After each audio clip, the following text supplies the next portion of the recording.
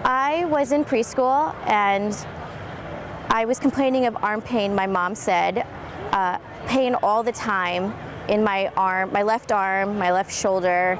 I remember complaining about the pain, but I don't remember the pain I was in. My mom felt a lump under my arm, and so that's when she insisted that someone else needs to take a look, because this is more than just growing pains. November 16th, it looks like 1991, is when at 2:30 the call came in to say that I had cancer, and it was Saturday. I just remember them scooping me up and we went straight to the hospital. When we finally found out what it was stage 4 of 5 cancer, and it had started in my left arm, and it looked like it had spread to my left shoulder. Having researched it myself as I got older, that it's not the chances of you surviving it once it's gone to stage 4 of 5 is not very likely. The prognosis was,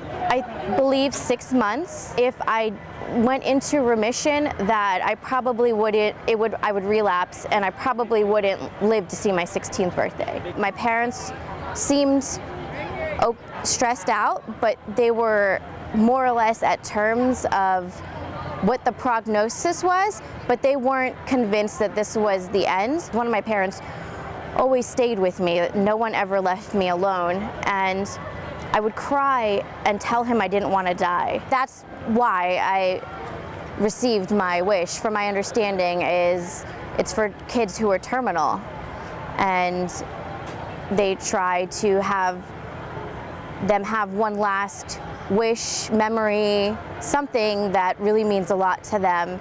I was 6 at the time, turning 7, and I remember that trip so vividly. The biggest thing my parents remember from my trip to Disney World, Walt Disney World in Florida, wasn't the planning or the sad parts of the trip, and by sad parts I mean the fact that we were there as Make-A-Wish, and this possibly was our last trip as a family, including me, to go to the park. It was that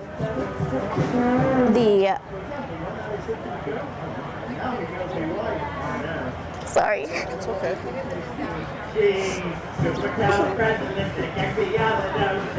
It was that they had such a great time that they said my whole family just acted normal, and it wasn't acting, it was just everything felt right, everything fell into place, everything was just perfect. My mom just kept going on and on about everything, how well they were treated. My dad said he didn't realize how compassionate people could be until that trip, and then I asked her finally, both of them, and said, "You've said all these great things about the trip, but what about like the stressful part, or the reason we were there?" And they both said, "Oh, you know what?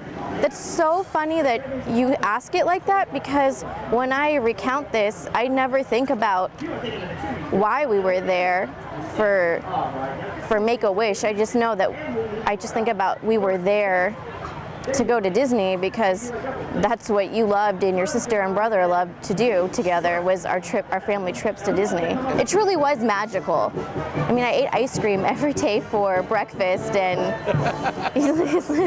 my dad says we stood in the rain for over an hour for the Dumbo ride, and I begged him and begged him and begged him, and I was sitting on his shoulders for an hour. We got on the ride, and he's like, it was a 30-second ride for over an hour wait, but you were so happy when we got off, so it was fine. But I've lived 14 years longer than what they thought I would live to, so, you know, don't ever give up. My parents never did, hoping and wishing, and I mean, that's what Disney is all about, hopes and wishes and dreams coming true. So